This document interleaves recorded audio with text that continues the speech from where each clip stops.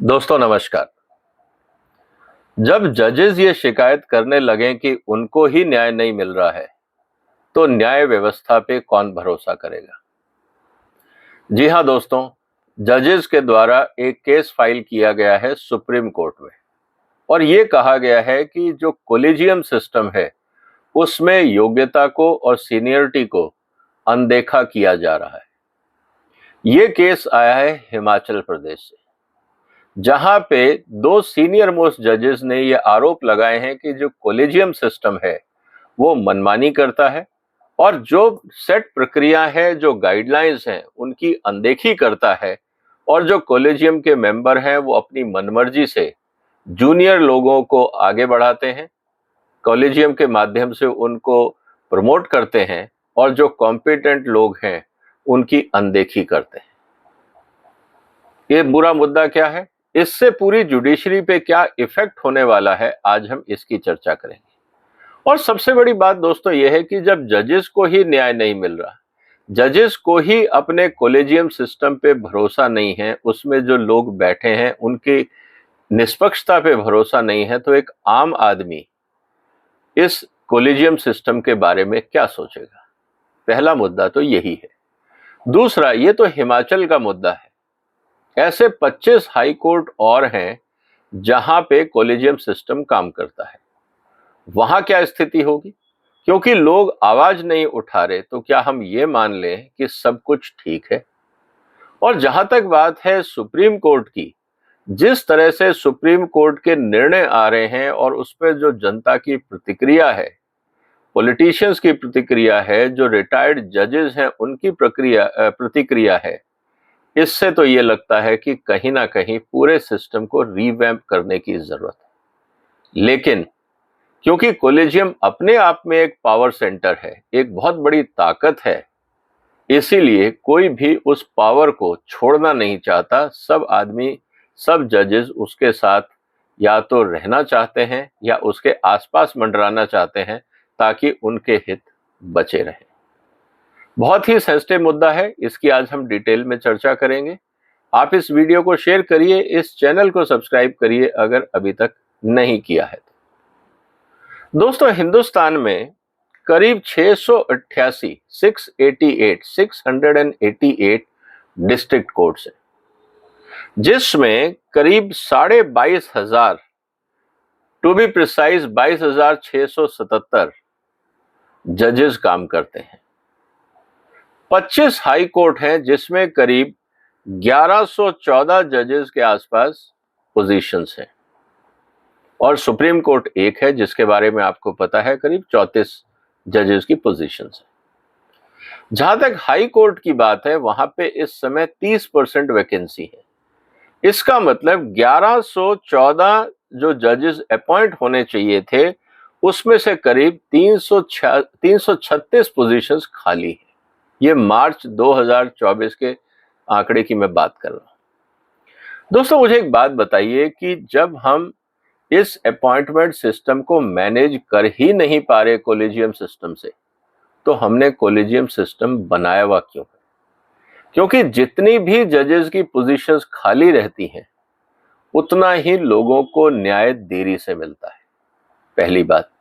दूसरा, जो अपॉइंटेड जजेस हैं वो भी इंसान हैं, उनको भी छुट्टियां लेनी पड़ती हैं, उनके घर में भी कुछ ना कुछ काम होते होंगे, पर्सनल जिंदगी में, बीमारी में, बहुत कुछ ऐसा होता होगा कि 5-10% जजेस वैसे भी छुट्टी पे रहते होंगे।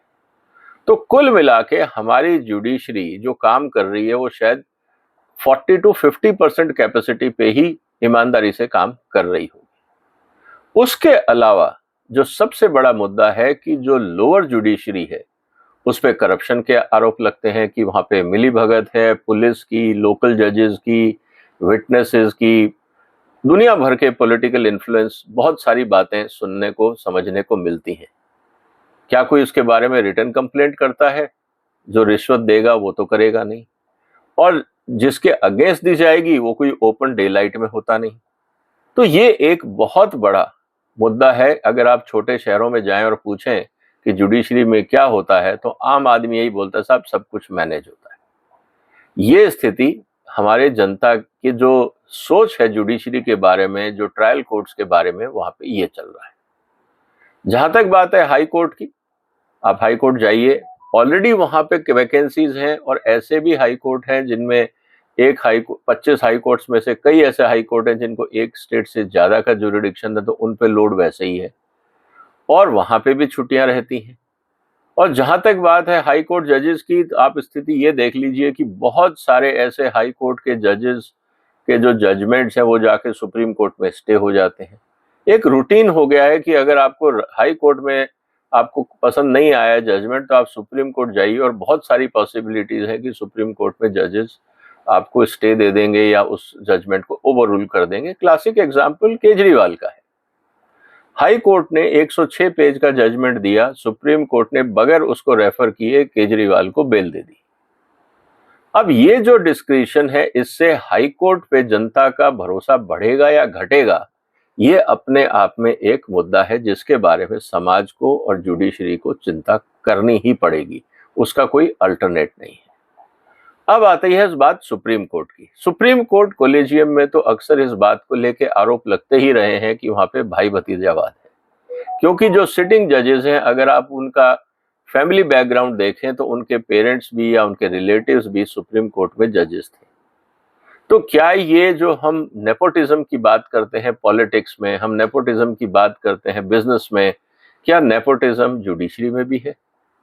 अगर हम आंकड़े देखें तो इस पे भी विचार करने की जरूरत है, क्योंकि देखिए एक कहावत है, बद अच्छा बदनाम बुरा। आप बहुत अच्छे हैं लेकिन आपका नाम खराब है तो भी आपको इज्जत नहीं मिलती। आप इनकॉम्पिटेंट हैं लेकिन आपके बारे में एक गुडविल क्रिएट कर दी जाती है कि आप बहुत अच्छे हैं, तो लोग आपको इज्जत देना शुरू करते हैं, चाहे आप में क्षमता हो या ना हो। लेकिन क्षमता का निर्धारण कैसे हो, इसका कोई थर्मामीटर तो है नहीं, इसका कोई बैरोमीटर भी नहीं है कि आप किसी के बॉडी पे टच करें और पता लग जाए कि कौन कितना कॉम्पिटेंट है।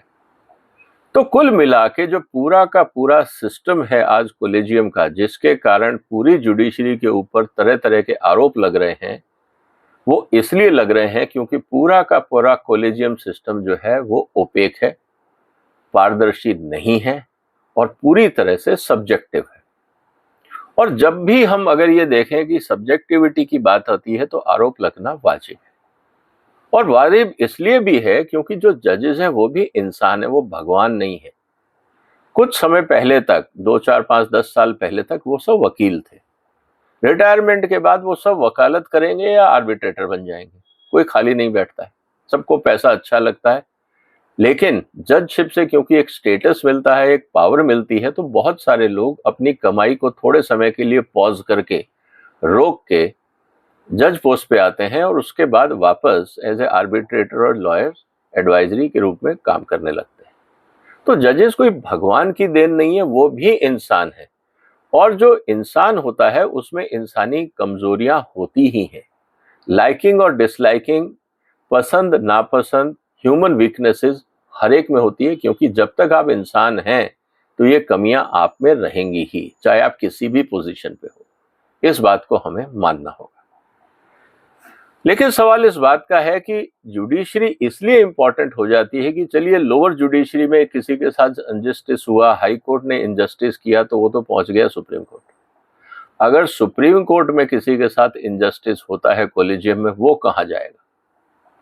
वो रिव्यू पिटीशन डालेगा, उसको रिव्यू कौन करेगा? क्या जो बाकी जजेस हैं, क्योंकि कोलेजियम में तो सीनियर मोस्ट 5 जजेस हैं, अगर मान लीजिए उनसे कोई गलती हो गई तो रिव्यू का तो कोई रास्ता ही नहीं बचा।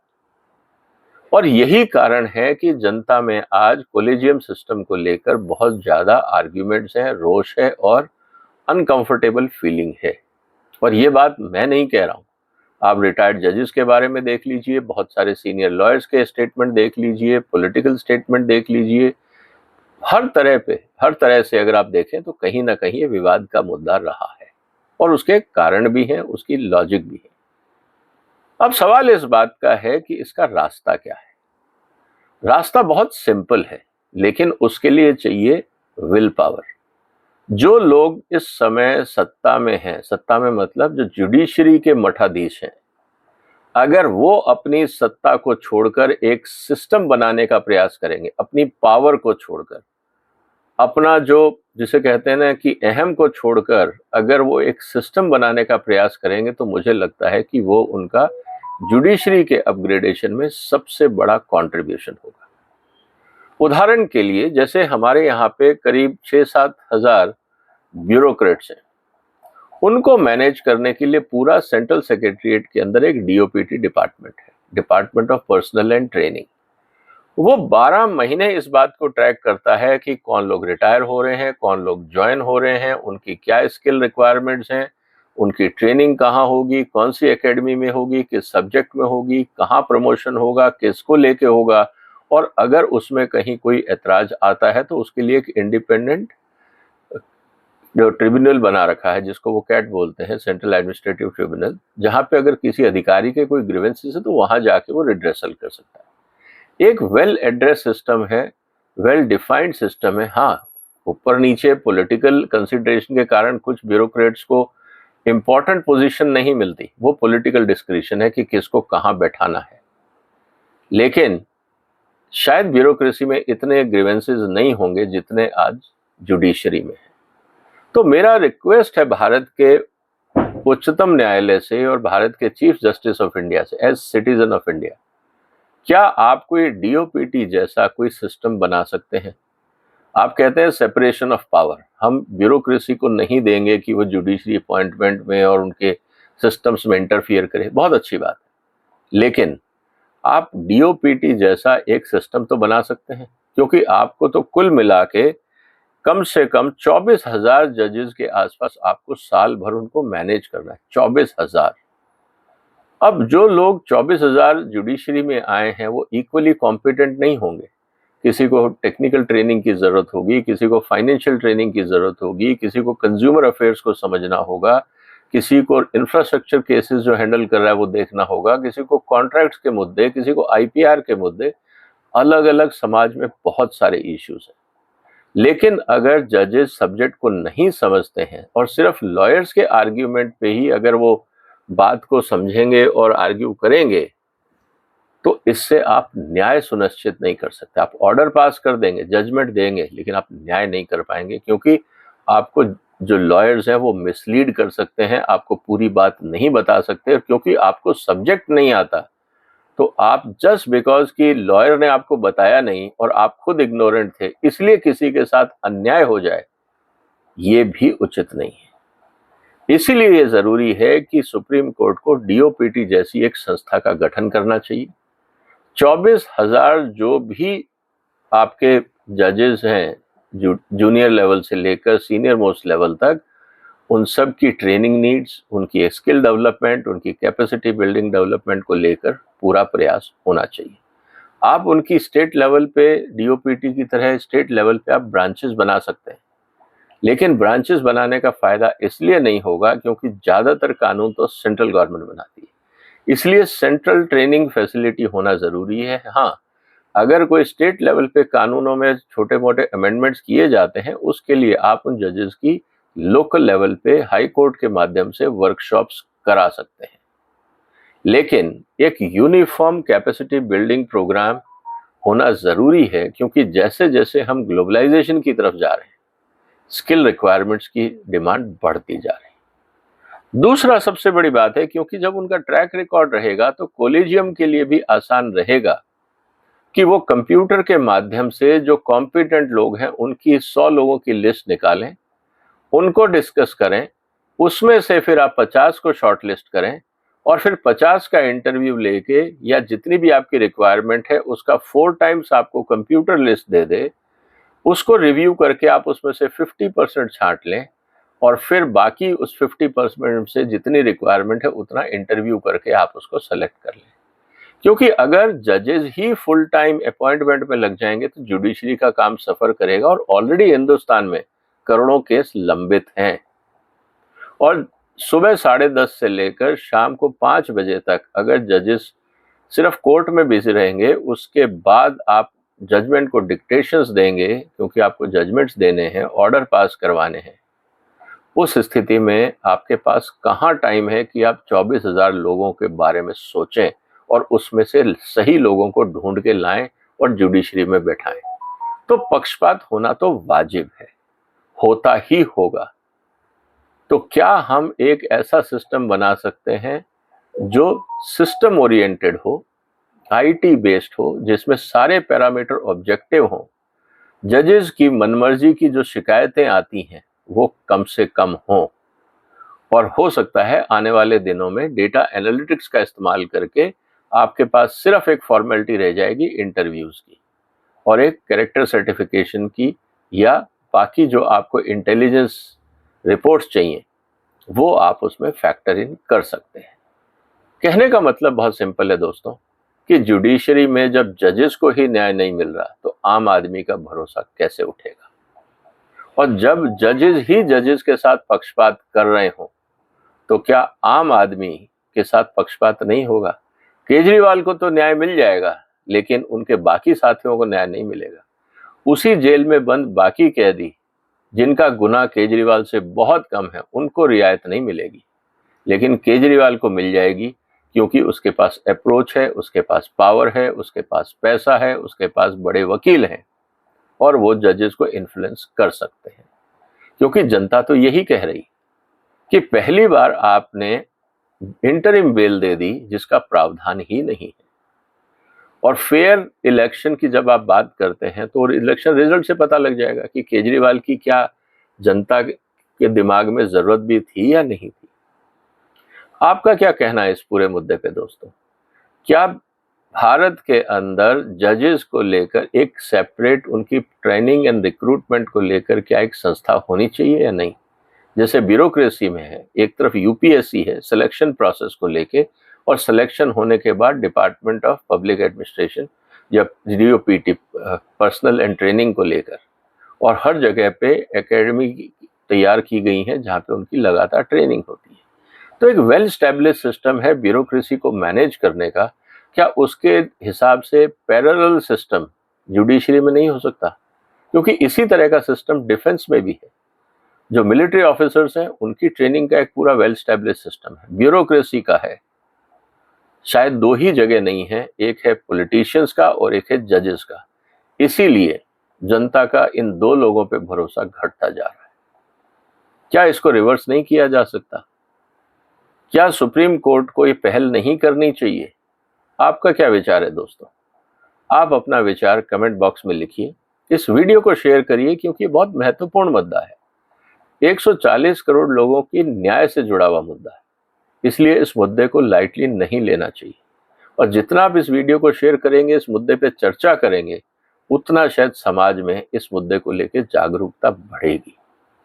इसीलिए निवेदन है कि आप इस वीडियो को शेयर करें। अगर चैनल को सब्सक्राइब नहीं किया है तो जरूर करें। और फिर मुलाकात होगी एक और महत्वपूर्ण मुद्दे के साथ। तब तक वंदे मातरम।